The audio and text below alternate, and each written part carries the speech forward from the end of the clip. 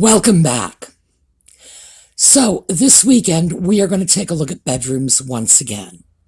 Now, as I mentioned when I started this was a viewer request, and I thought we had done a lot of work on bedrooms as we took a look at the overall evolution of interior design. But in fact, when I actually started putting this together, I realized we had not. So that viewer was quite right. It was a rather conspicuous omission. We discussed a bit about the history of the bedroom in upper class homes.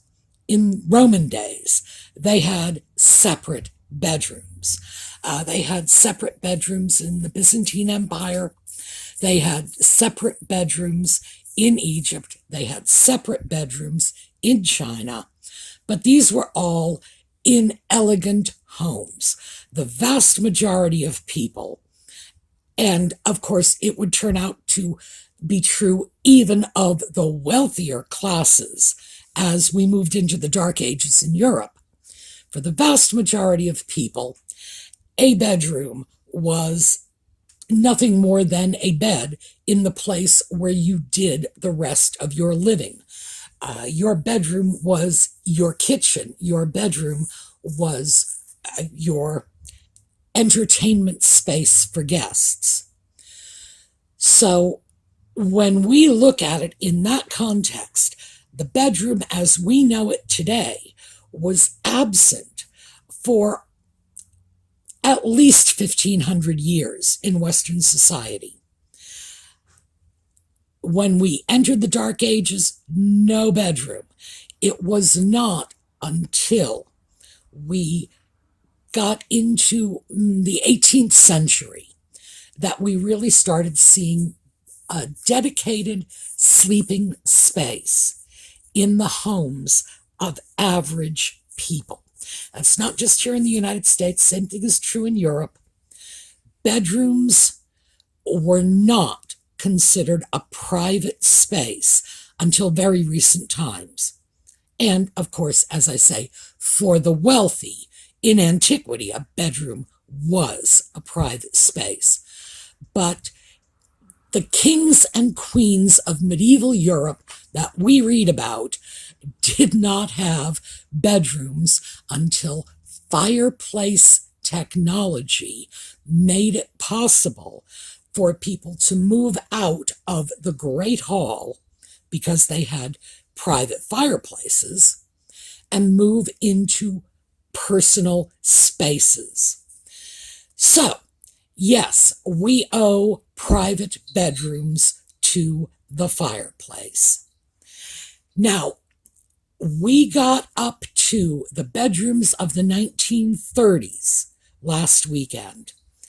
And as I mentioned when we were discussing the bedrooms of the 30s, it's in the 20s and the 30s that we start to see the modern bedroom emerge for the average person. And this is not to say that the wealthy did not have wonderful, elaborate bedrooms. You go into the castles, you can see them. But for the average person, this is when the bedroom started to become a room considered deserving of decorative embellishment. And now, when we take a look at bedrooms of the 40s and 50s, which is what we are going to do today, we're going to take a look at the era in which the bedroom underwent its greatest change. And it evolved from a dark, shabby little nook in a house somewhere to, well, what we would think of as a modern bedroom. So, we will get into this when we come back.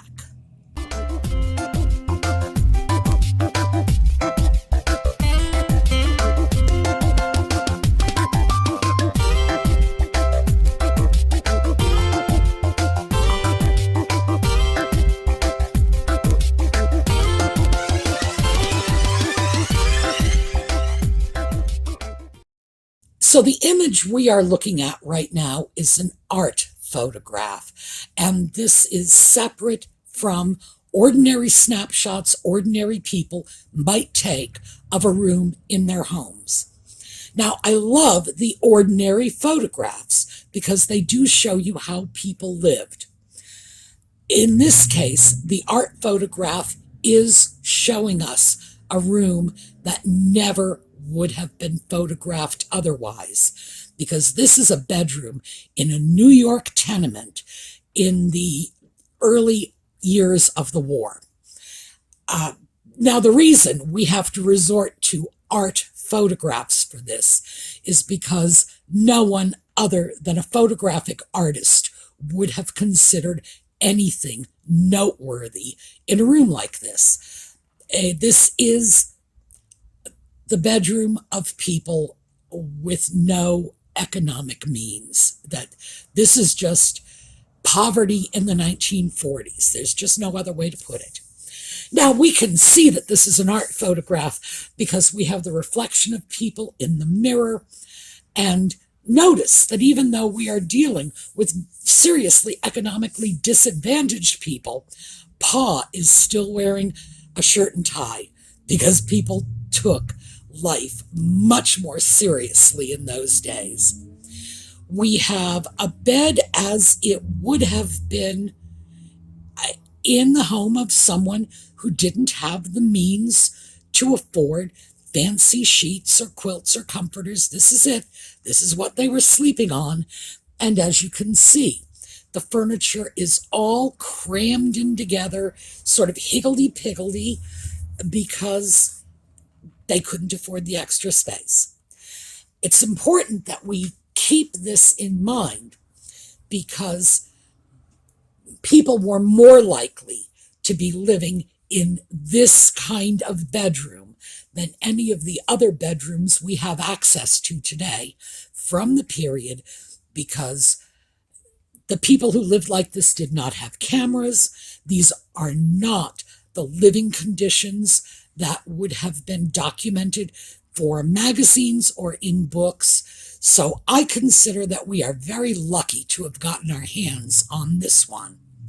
And this is, I would say, easily the way half of America was living. A quarter of America was not living this well, and a quarter of America was living much better. So this was sort of the norm.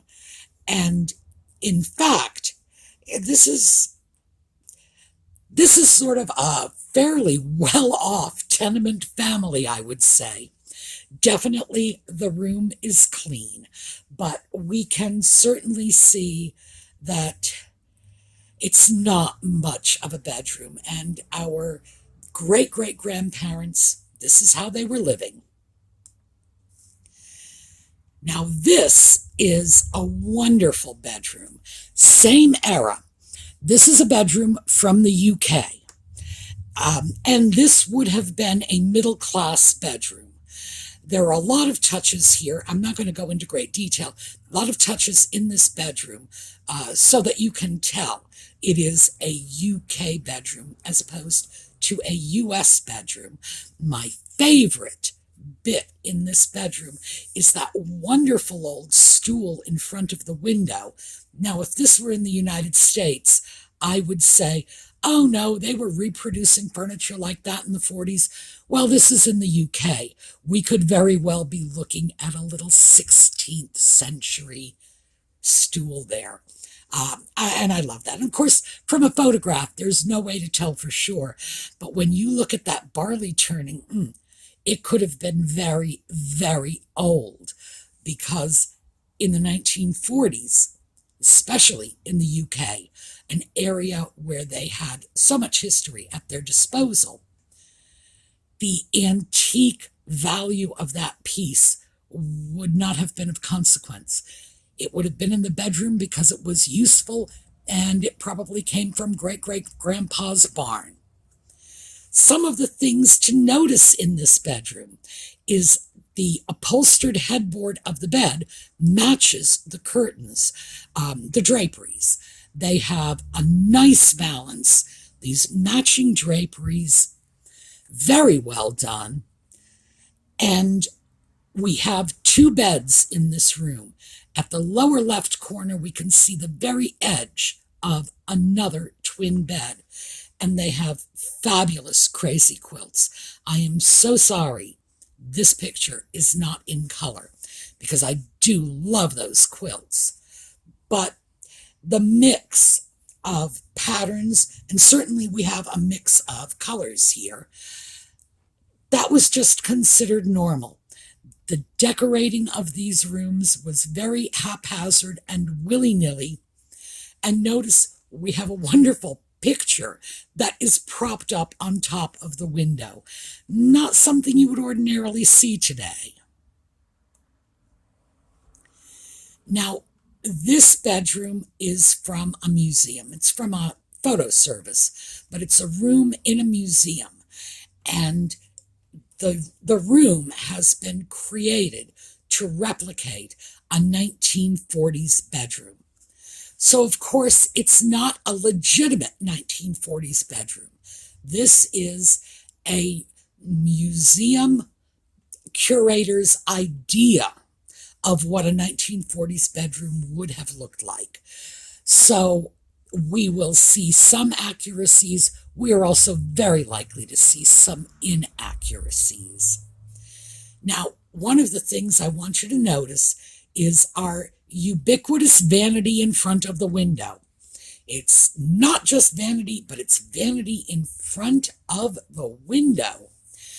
The windows were often heavily draped, and in bedrooms, usually it was curtains rather than draperies, as it is in this case, to almost create a backdrop for the vanity.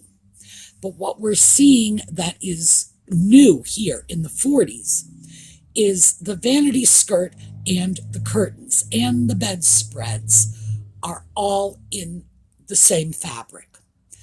And this is when people started coordinating their bedrooms.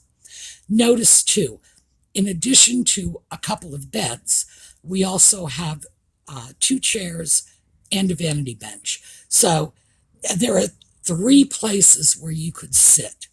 Sitting in the bedroom was still a thing. This is actually a painting. Well, I don't know if it's a painting or a pastel drawing, but it was created in the 1940s. Someone apparently just drew their own bedroom. We are not looking at the work of a fine artist. You can see from the perspective, this is an amateur artist just drawing what was available to them.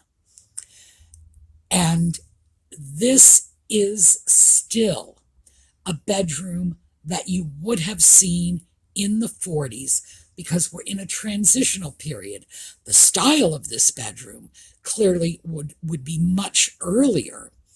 The bed, the chairs, the nightstand, all of these pieces, especially the way the pictures are hung from a picture rail, which was generally not done by the 1940s. By that point, we had moved away from the picture rail molding and pictures being hung on cords to nails just being driven into the walls, which is something previous generations did not do. And the paintings or pictures, whatever art you had, would simply be affixed directly to the wall. By the way, this is another interesting touch to be aware of if you want to create an older retro room and give the impression of a genuine Victorian or turn of the century room. Those picture hooks, and if you can't do picture hooks, you can just put decorative hooks directly into your wall and hang your pictures from cords. Definitely an older style. Now, this is also a museum. And I don't know where this is from other than the UK. So I don't know specifically what museum this is. You can tell from the little plexiglass area screening you off, so you can just sort of peek in. What we see here, of course, is our ubiquitous vanity in front of the window. We have a lovely fireplace, and this fireplace is a style that 90% of the fireplaces of this style were in the UK. It wasn't exclusively British, but it was sort of a British design, hence mostly British. Again, we've got 3 chairs, so people were still sitting in their bedrooms. But notice what is happening to the beds. The beds are starting to get squared off. Prior to this, your mattress was this lumpy, bumpy thing stuffed with cotton. We are in the 1940s, and we are looking at a more tailored bed. A bed in our minds is sort of a rectangular box shape. That rectangular box shape notion was coming in the 40s. Prior to that, a bed was a large, fluffy thing that, your cat would curl up in very merrily. It started to get more streamlined during this period. Now, this is a 1940s, it's a photograph taken in the 1940s of a 1940s bedroom that is not strictly 40s. I had a specific reason for wanting to include this, because this is probably what most bedrooms looked like at the beginning of our transitional period. The bed is a design that became popular in the 20s and 30s. The portrait over the bed with that convex glass, that is Victorian. We have a chair. This is an oak chair. Now, you could have found this oak chair almost anywhere in the first half of the 20th century. I most commonly associate that, in my mind, with schoolrooms, because chairs like these were being produced right through the 1960s for American classrooms. It's a school chair. And notice the night tables. These are waterfall night pieces. Now, this is a style of furniture that came out in the 1930s, and they were not originally painted. So these are older pieces. These are pieces of furniture that would have been 15, 20 years old when the room was photographed. Waterfall pieces were veneered. They would just take thin slivers of wood that were just shaved. It was a veneer. A good veneer is like a piece of paper. That's how thin it is. And you would just glue the fancy veneer over a less expensive wood. And they enjoyed doing this on waterfall pieces because of that curved front, that you could really show off the veneer work. So we're looking at pieces that were old enough at this time to have been repainted, which unfortunately rather commonly happened to these waterfall pieces. Still, this is probably what a bedroom looked like. An old quilt, a couple of pieces of furniture that had been rejuvenated with a coat of paint, a chair. For all I know, somebody brought that home from school with them one day. But that is a very standard oak chair. They were everywhere first half of the 20th century, and what I believe to be just a rag rug on top of a linoleum floor. This is what a bedroom looked like in the early 1940s as we began our shift over to the heavily decorated bedroom. So this is great because it is so typical. Now, at this point, we are looking at a magazine picture. Whereas the room we just saw was the way people lived. A picture like this in a magazine would have existed to tell people how they were supposed to live, give them something to aspire to. Now, when you look at this, you can clearly see this is a room that was geared to your average middle-class family. This is not a castle bedroom. This is an ordinary bedroom that would have been designed for a middle-class home. But boy, is it decorated. The drapes match the underskirt on the bed and the chair fabric. So the chairs are upholstered in the same fabric. And then the valance is matching the overlaid portion of the bedspread, that coverlet on top. Notice, we don't have real pillows, we just have a bolster. I have no idea where they put the pillows. Everything is, and this is just, to borrow an expression from our British friends, because we don't have one, this is too twee. It's just, it's too precise, it's too fussy, matchy. It is, however,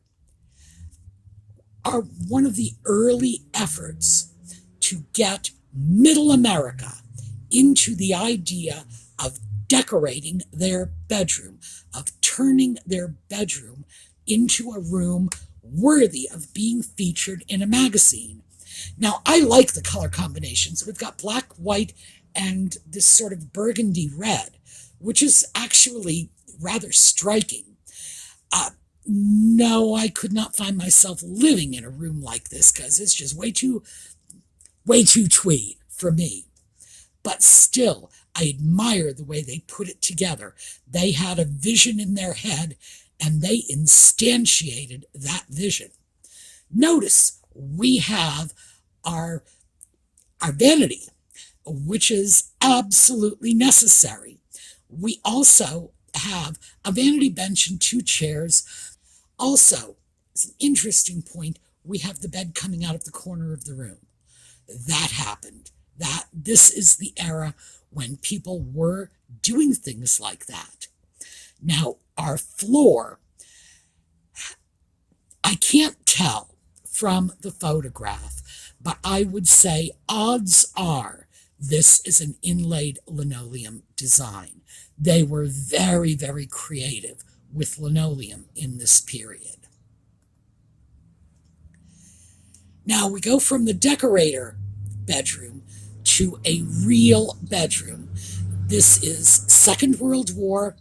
This is probably a college dormitory.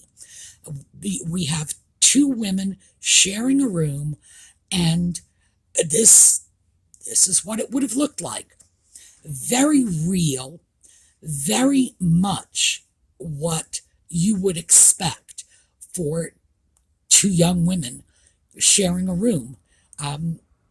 This is what we would expect. Very simple, very utilitarian, but notice we have nice frilly curtains. They're dotted Swiss, that's what you call that fabric.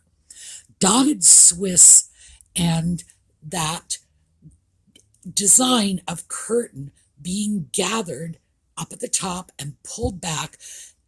It's called Priscilla's. That was the bedroom window treatment for young women from 1940 right up until the 1970s. The beds, we can see one quite clearly. That's called a Jenny Lind bed. They became popular in the 19th century. They were named after the Swedish opera singer Jenny Lind. She had nothing to do with the beds. A bed manufacturer decided to capitalize on the popularity of Jenny Lind, who made an American tour in the late 1800s, and said, here is a Jenny Lind bed, and people just ate that up with a spoon. Now, this is another really interesting bedroom. It's a photograph. I'm glad we have access to it. It looks very much like someone has just set up this bedroom. Like they bought new furniture, brought it in, and took a picture of it, because there's no indication that anybody is actually living in this bedroom. There's not even, a change dish on top of the bureau. There's not a lamp on the nightstand. Nothing but the furniture. But clearly it's not a furniture ad. And notice, the bed is made up, and our pillows, we can see them. They are on some sort of chair or table. At the very, very far left, we can see just the edge of our pillows. But notice how squared off our bed is at this point. And also notice that our pillows are in shams, because this is now becoming a new thing, that very tailored bed. And we are going to see tailored bed gone wild in this period. So keep your eyes out for that in upcoming photographs, because they really carried it to the extreme. And what we have here is 3 different photographs of bedrooms from the 1940s in 3 different styles. We have Ma with a platform bed with drawers underneath, which was very new, very avant-garde in the 40s. Although, frankly, anyone with kids has probably experimented with a bed like this. But that's our first picture on the left. In the middle, we have a nice sort of frillier bedroom with, of course, our dressing table, our vanity. We have the vanity skirt and the curtains and the bedspreads all matching, very matchy-matchy. We were very matchy-matchy in this period. And again, notice how squared off these beds are. And in our final picture, we have the bedroom of a young girl. Strange as it may seem to us, this young girl is probably a teenager.